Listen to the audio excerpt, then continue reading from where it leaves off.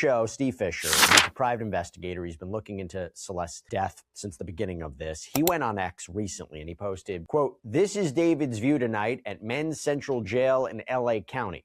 This is as good as it will ever get for him. I hope every minute feels like a year. Hashtag." He hasn't had a single visitor. Not one. Since the night they walked him into that jail, nobody who loves him has been allowed to sit across from him and look him in the eye. Think about that for a second. Interesting that also he's been hearing that his family is supporting him, but he hasn't had any visits, any in-person visits since he's been incarcerated. So I'm not sure exactly what to read into that. But no visitors.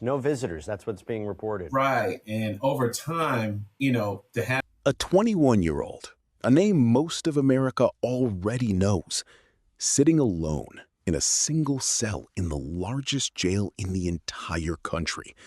And the people who supposedly love him most haven't come. Not his family, not his friends, nobody. We're talking about David. And if you've been following this case, you already know the charges are as heavy as they get. First-degree murder, continuous sexual abuse of a minor, unlawful mutilation of human remains, all connected to the death of 14-year-old Celeste Rivas Hernandez. He denies it. He's presumed innocent until a jury says otherwise. But here's the thing, though. Innocent or guilty, what's happening to him behind those walls right now is a story almost nobody is actually telling you. He's housed at Twin Towers Correctional Facility out in Los Angeles. Tower 1, Section 142, if the reporting's accurate. A single cell. So I want to go into a little bit about what his life seems to be like. People magazine reported on some of these apparent details of David's life, like how he's in a single jail cell, which you mentioned, constantly monitored, that this is reportedly a place where a source told people the inmates, and you mentioned this too, housed there have mental health needs, that they're kept apart from other inmates. You look at his schedule, so that he's apparently, according to this reporting, housed in Tower 1, Section 142, again, these single cells separated from others. Monitored 24 hours a day. And this is the part nobody talks about. The same facility the sheriff's office proudly calls the world's largest jail is also the same system a private investigator on this case described in a single sentence that should stop you cold. He posted a photo, claiming it was David's actual view from inside. And underneath it, he wrote, and I'm quoting him directly here, that he hoped every minute felt like a year. That's not sympathy. That's not neutral reporting. Hashtag Celeste Rivas Hernandez. And he says these are actual Men's Central Jail photos. And he attaches photos of what he claims to be a cell and a block that look absolutely horrendous. Now, let me just... That's a man telling the world he wants this kid to suffer. And look, whatever you think David did or didn't do, ask yourself something. When did we become a country where private citizens get to decide, before a trial even starts, exactly how much a person deserves to suffer? Now here's where it gets interesting, because this isn't really just a story about one inmate. This facility. So, according to the LA Times earlier this year, Los Angeles County Sheriff Robert Luna requested that the National Institute of Corrections, this federal department, conduct a full review of Los Angeles. It's a story about the jail itself. Earlier this year, Los Angeles County Sheriff Robert Luna did something unusual.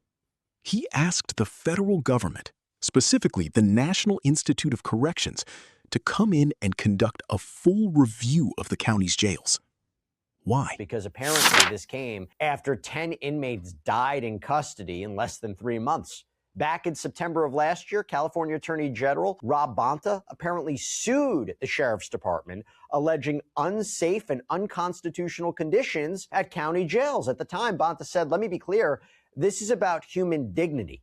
Because 10 inmates died in custody in under 3 months. 10 in 90 days. And before that, back in September, California's Attorney General Rob Bonta sued the sheriff's department directly, accusing them of unsafe, unconstitutional conditions inside these very facilities. His words were simple. This is about human dignity. These conditions aren't new. Not new. Sit with that phrase for a second. The state's own top law enforcement official is telling you this has been broken for a long time, and taxpayers have been footing the bill for it the entire time. So while David sits in that cell, the system holding him is under federal review for how it treats every single person inside it. Guilty, innocent, doesn't matter. That's the part that should actually bother you. Behind bars, and that's what I want to get into. And as we do that, let me bring on Dr. Dwayne Hendricks, retired senior warden with the U.S. Department of Justice, Federal Bureau of Prisons. So good to see you, sir. Thanks for coming on. All right. Thanks, Jesse. What do you know about this Twin Towers Correctional Facility? What can you tell us? We wanted to understand what his day-to-day really looks like, so we brought in Dr. Dwayne Hendricks, a retired senior warden with the Federal Bureau of Prisons, someone who's actually run facilities like this from the inside. And what he described was almost mechanical in how routine it is. What is that experience like? Like, what does his day-to-day look like? Well, I mean, when he's not going to court, or let's just say if he's going for a hearing, they'll wake him up about 4 or 5 a.m., get him a cold, continental type breakfast, get him taken down to the booking area to where they're going to transport him over to the courthouse.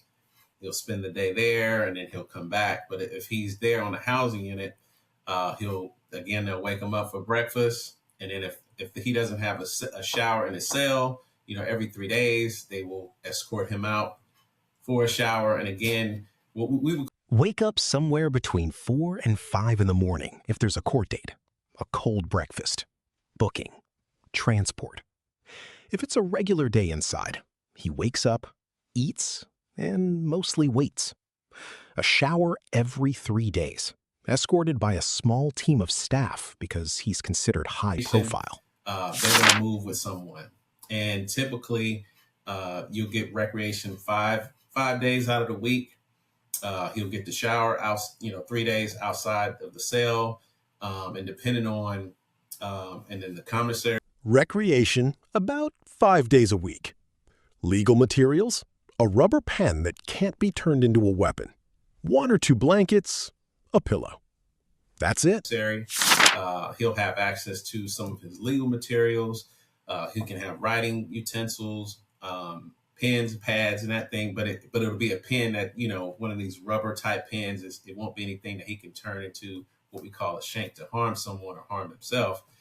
And any medical equipment that he may need, his medications, if he's on any medications, if he has sleep apnea, he'd have that machine in there in the cell, 1 or 2 blankets, a sheet, a pillow, very limited amount of property that he would have in there. And then staff should be. That's the entire physical world he's living in right now.